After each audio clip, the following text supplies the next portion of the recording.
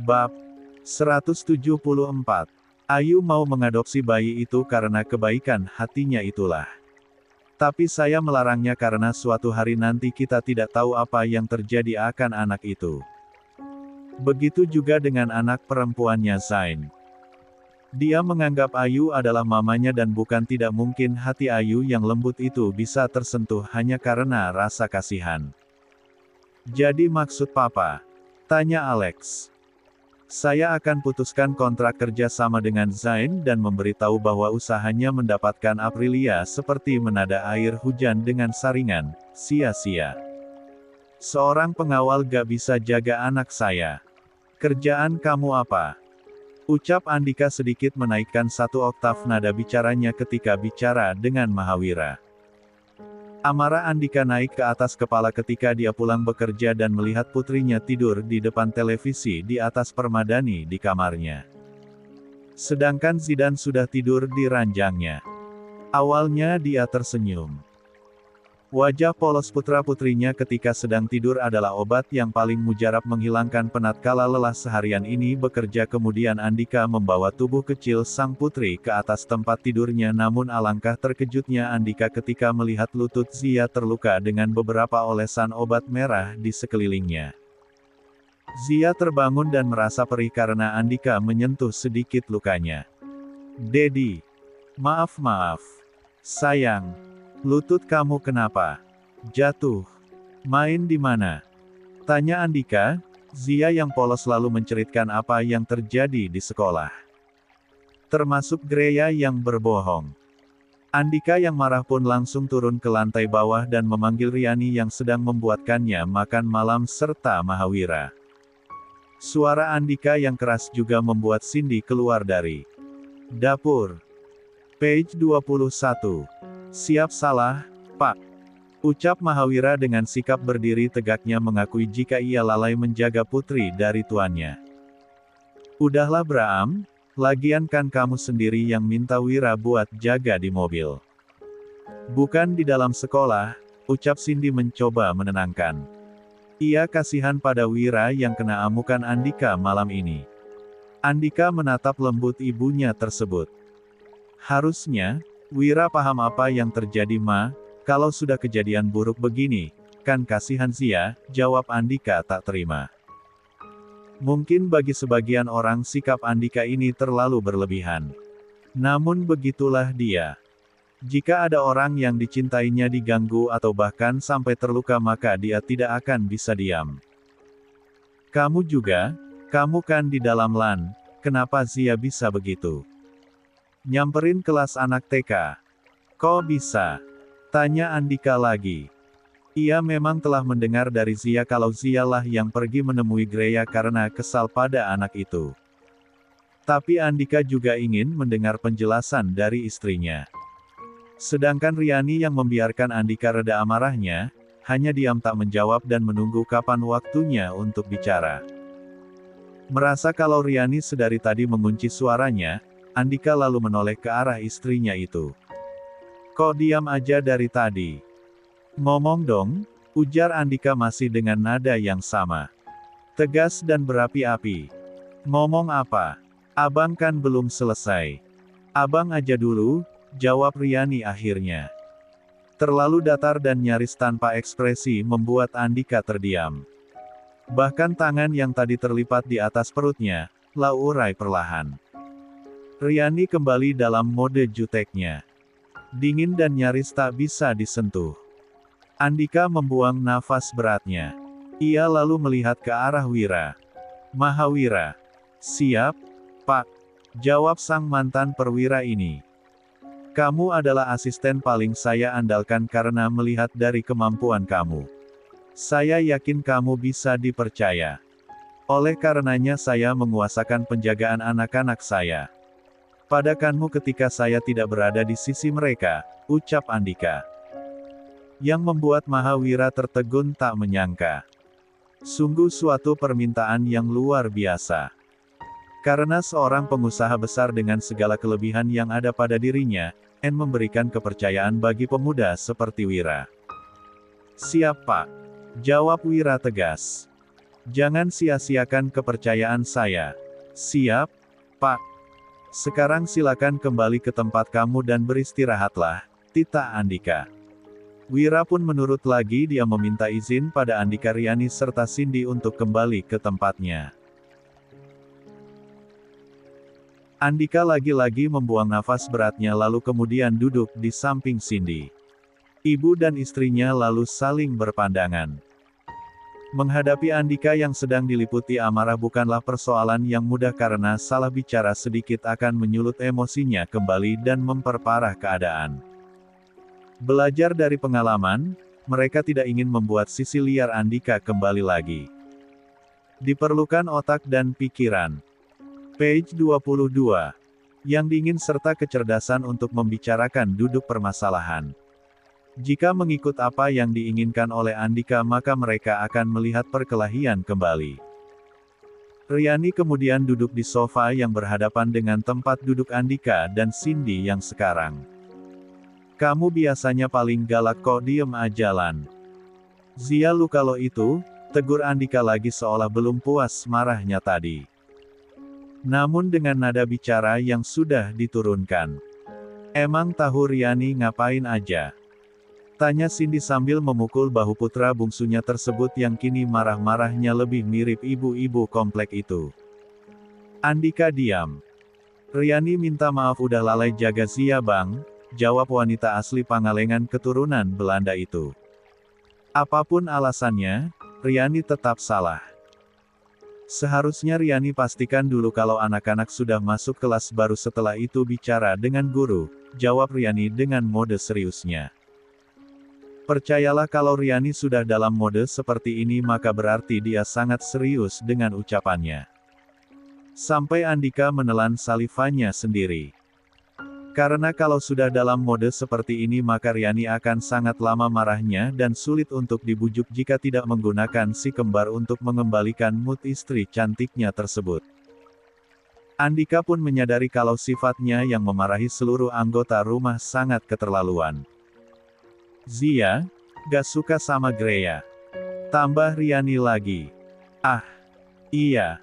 Abang mau tanya itu kenapa Zia bisa kenal sama anak yang lebih atas kelasnya daripada. Anak itu satu kelas sama Azam kan? Kenapa Zia bisa kenal sama anak itu? Bilang anak siapa dia? Biar besok abang datang ke sekolah. Kalau perlu abang dorong juga bapaknya. Tanya Andika lagi berapi-api dengan geramnya. Riani diam sebentar, sebenarnya ini bukanlah masalahnya. Masalah pribadi yang melibatkan kata iparnya Aprilia yang sering diceritakan oleh Stella ketika mereka sedang menunggu anak mereka di sekolah, namun agaknya Riani juga harus menceritakan ini pada suaminya. Greya ini anaknya Zain Airlangga, ucap Riani. Andika dan Cindy agak familiar dengan nama yang barusan saja disebut oleh Riani. Zain Airlangga. Kayaknya mama pernah dengar nama itu deh, ucap Cindy. Andika pun menimpali, bukannya itu, yang punya butik yang kerja sama abang itu. Tanya lagi yang diangguki oleh Riani. Dan orang yang kita curigai suka sama Kak Aprilia, ucap Riani pasti. Mata Andika membola saking tak percayanya dengan apa yang diucapkan oleh istrinya tercinta itu. Apa? Zain Airlangga suka sama Kak Aprilia, jawab Riani lagi. Lalu menjelaskan pada suami dan mertuanya tersebut yang sampai menggelengkan kepala mengetahui ada orang yang nekat menyukai istri orang lain dan berusaha masuk ke dalam lingkungan perusahaan mereka dengan cara menjalin kerjasama. Tangan Andika terkepal, dia sudah tidak sabar untuk mengatakan hal ini pada Boril. Hal membuat Princess Zia pagi ini kesal adalah karena La tak diperbolehkan ikut ke sekolah. Orang tuanya mengantar Zidan sedangkan La di rumah bersama dengan neneknya. Akhirnya La pun menonton video Putri Elsa di layar TV-nya di ruang bawah. Kakinya sudah tak sakit. Hingga ia bisa menari bergaya Putri Elsa di atas sofanya. Page 23. Let it go. Let it go, when I'll resell like the break of dawn. Saat berputar-putar di atas sofa itulah Zia berhenti dan merasakan ada yang aneh di sekelilingnya. Ia diam sebentar lalu menaruh kedua tangannya di atas pinggang. Yang intipin Zia, gerak keluar, ucapnya tegas. Ia merasa diawasi dan yakin bukan sang oma. Karena neneknya tersayang itu tak mungkin bersembunyi hanya untuk melihatnya kan. Zia mengedarkan pandangannya. Perpaduan wajah berani dari darah Sumatera Andika dan tentu netra biru nan cerah turunan dari sang ibu membuat wajah Gizi terlihat sangat serius bicara pada orang yang dia sebut mengintip itu. Zia bilang Dedi nih ya. Ancamnya lagi. Ternyata ancaman sang putri kecil itu cukup ampuh karena tak lama sesosok bertubuh tinggi keluar dari pintu kaca yang tertutup gorden yang mengarah ke kolam renang. Dengan sikap siaga sempurnanya, Mahawira ditugaskan oleh Andika untuk menjaga Zia di rumah dan karena dia yakin kalau Zia pasti tidak nyaman ketika bermain diawasi maka dia mengawasi dari jauh tapi tetap saja Gahsi mengetahuinya. Wira menundukkan sedikit wajahnya pada Zia yang kini sedang berdiri di atas sofa. Silakan lanjutkan bermainnya Nona, saya akan mengawasi dari sini. Ucap Wira penuh dengan kepatuhan sesuai dengan amanat yang diberikan oleh Andika. Jika mulai hari ini dia dihusukan menjaga Zia Yasmin Rohichan. Page 24. Kenapa diawasin? Emang Zia nakal? Kan di dalam rumah? Tanya gadis cantik ini. Dedi Nona yang minta. Supaya aman dari penjahat. Zia membulatkan netra birunya. Penjahat. Kayak ibu tirinya Cinderella om. Tanya Zia yang memang sejak kecil selalu didongengkan kisah-kisah putri kerajaan Disney oleh ibunya dan Zia sangat hafal dengan karakter ibu tiri dalam kisah tersebut. Mahawira tidak tahu kisahnya namun dia menganggukkan kepala. Cek, om bohong. Zia kan gak punya ibu tiri.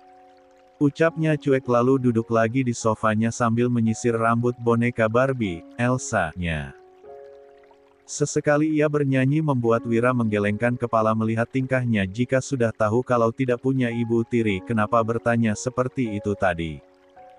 Lucu sekali. Ya, lucu. Persis keponakan Wira yang berada di kampung hanya saja keponakannya itu laki-laki dan sudah pandai bicara membalikkan kata-kata orang tua seperti majikan kecilnya yang satu ini. Awalnya, Mahawira Laksamana berpikir ketika dia malu melanjutkan sekolah dan lulus di wisuda nanti maka dia akan menjadi seorang abdi negara yang ditugaskan di daerah-daerah perbatasan baik itu di Papua maupun untuk ikut dalam pasukan perdamaian di luar negeri seperti Irak dan Suriah atau Lebanon seperti banyak cerita dan kabar beredar tentang anggota militer dan kewajibannya. Itulah yang kemudian ditentang oleh orang tuanya. Mereka mengira jika menjadi anggota militer nantinya akan hidup berkecukupan menjadi orang terpandang dan ditempatkan sesuai domisi mereka. Pemahaman orang yang berada di desa dan tidak mau ditinggalkan oleh anak satu-satunya tersebut membuat orang tua Mahawira akhirnya mengambil keputusan bagi Wira untuk mencari pekerjaan lain yang masih berhubungan dengan kemampuan yang dia miliki seperti bela diri. Di samping itu ada hal lainnya yang membuat Mahawira bertekad untuk mengumpulkan uang yang banyak agar mengangkat derajatnya dan juga keluarganya. Tak ada sejarahnya tempurung bisa merangkai permata kan. Wira menggelengkan kepala jika mengingat ucapan tersebut. Ia masih berdiri tegak dengan sikap siaga tangan disatukan ke depan di dekat sofa di mana anak majikannya sedang asyik bermain namun pikirannya melayang ke kejadian beberapa minggu yang lalu di mana dia yang sudah mempersiapkan segala sesuatunya melamar seorang gadis kemudian menikahinya, harus menelan pil kekecewaan. Entah ia yang terlalu percaya diri dan mengatakan kepada teman-temannya bahwa akan mempersunting gadis pujaannya atau entah nasibnya yang tak baik. Karena agaknya ucapan Zainuddin pada Hayati tepat sekali Mahawira katakan pada wanita pujaannya. Karena engkau lebih memilih berenang dalam emas dan juga memilih terbang bersayap uang kertas, Idi, Om Wira nangis. Tanya Zia spontan melihat pengawal dari sang ayah itu terlihat menghapus air matanya yang berada di sudut netranya. Sini-sini om, cerita pada Princess Elsa, kenapa nangis? Ucap Zia sambil menepuk-nepuk sofa di depannya agar pengawal ayahnya itu duduk. Mahawira tak ambil pusing dengan kelakuan bos kecilnya itu. Dia malah melangkah mundur dan lebih memilih untuk berdiri di dekat gorden seperti tadi. Dia mengawasi sang putri tanpa banyak bicara dan hanya fokus pada apa yang ditugaskan untuknya, yaitu mengawasi Zia. Yang diawasi, cuek aja sambil main lagi dengan bonekanya. Terlahir menjadi putri dari orang terkenal dan page 25. Memiliki pengaruh, membuat Zidane dan Zia terbiasa dengan kehadiran pengawal di sekeliling mereka sehingga tidak risih dan membiarkan asisten-asisten ayahnya tersebut menjalankan tugasnya karena sang nenek juga berpesan bahwa mereka adalah orang baik yang dipercayakan oleh orang tua mereka berada di rumah ini untuk menjaga keluarganya. Kedatangan Andika ke sekolah tidak serta-merta membuatnya turun dari mobil untuk melihat Zain Airlangga dan memberi perhitungan padanya. Dia hanya menunggu di dalam mobil dan mengawasi sekelilingnya apa yang bisa dilakukan oleh orang tidak tahu diri tersebut. Sedangkan Riani sudah mengantar Zidane ke dalam kelas. Kasih ke gue, kecoa kayak gini, cuma sekali injek sama gue bang. Tulis Andika pada pesan yang dikirimkan olehnya untuk sang kakak Boril Fabian Rohichan yang dirasa terlalu memberi waktu bagi manusia seperti Zain yang tidak tahu malu ingin mengambil istrinya. Andai Andika tahu dari awal, sudah ia buat perhitungan pada pria itu tak peduli siapa dia dan apa yang ia kerjakan, maka jika dia berani mengganggu keluarganya, Andika tak segan bertindak. Karena urat takutnya sudah putus. Masa sih Bram? Iya. Kok masih takut sama Riani? Itu bukan takut saudara-saudara tapi rasa sayang yang berlebihan. Akhirnya tercipta rasa kepatuhan dan tak ingin mengecewakan si netra biru. Ngomong sama ember. Ting. Suara pesan berbalas dari Boril segera dibuka oleh Andika. Makanan gue Bram. Jangan disikatlah. Gue yang abisin. Andika terkekeh karenanya kemudian membalas lagi pesan kakak kandungnya itu. Gaya lo. Mau abisin segala. Lo udah tua bang. Tulis Andika pada chatnya. SEND. Ting. Balasan pun tidak lama diterima oleh Andika Dilan Rohichan. Gaya dong gue. Seorang lo aja gak bisa pisahin gue sama Ayu. Apalagi cuma anak ingusan itu. Andika menelan salivanya cukup terkesiap dengan balasan yang diberikan sang kakak dan memutuskan untuk menaruh kembali ponselnya pada saku jasnya karena apabila dilanjutkan percakapan tersebut maka dosa-dosa Andika di zaman jahiliyah saat masih berkolaborasi dengan Antonio memisahkan mereka, bisa disebutkan dengan fasih oleh sang kakak. Oleh karena itu dia lalu meminta sopirnya untuk segera mengantar ke kantor saja. Lagi pula bel sudah berbunyi tapi tidak ada tanda-tanda Zain mengantarkan putrinya sekolah, mungkin hari ini mereka tidak masuk. Andika pun berangkat ke kantornya setelah memberi pesan pada Riani kalau dia berangkat bekerja. Page 26.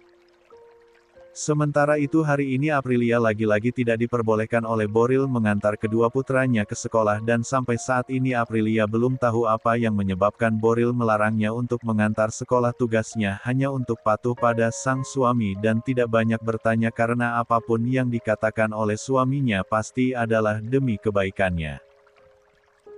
Karena tidak ada kegiatan berlebih seperti mengantar mama mertuanya ke seminar atau acara sosial ke panti asuhan, maka Aprilia berencana untuk main ke warung soto milik kedua orang tuanya Visal dan Yana agar nanti, Azam dan Arash pulang sekolah langsung ke rumah kakek dan neneknya itu saja. Boleh. Aprilia tersenyum mendapat balasan dari suaminya ketika dia minta izin untuk keluar rumah. Inilah yang ditanamkan oleh Yana dan juga Cindy pada Aprilia agar harus dan wajib memberitahu suami kemanapun dia pergi, melangkah dengan izinnya lah, dia boleh keluar dan tanpa izinnya, Aprilia akan tetap berada di rumah. Baru saja akan menyiapkan pakaian untuk pergi, terdengar suara ponsel wanita itu berdering. Dia melihat tidak ada nama pada layar tersebut, hanya ada foto seorang gadis kecil yang menjadi profilnya. Greya, gumam Aprilia. Ia terdiam sebentar sampai ponsel itu pun berhenti berdering.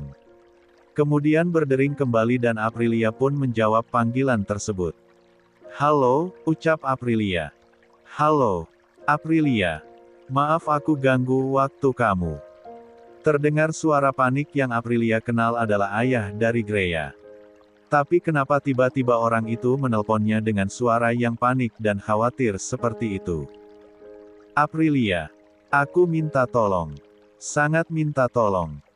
Greya kejang-kejang, dia sebelumnya mengingau manggil nama kamu terus, bisa kamu datang ke rumah? Tolong Aprilia.